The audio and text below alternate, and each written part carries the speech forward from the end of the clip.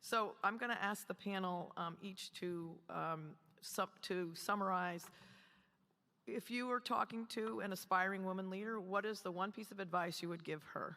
Starting with Magali. So there's 3 pieces of advice I will give. One is, I think it's extremely important to surround yourself by a very supportive network and mentors. I think that's really important. 2 is make sure that that your voice is heard. I think if you are in a room, it's because you belong to the room. So just make sure that you are not shy. Listen, but also make sure that you're not shy to speak up. And the 3rd advice is take risk. You might fail, but that's okay because you are taking risk. It's hard to add to that. That was excellent. When you think about mentors, it doesn't mean that it always has to be female mentors. Think about any mentor.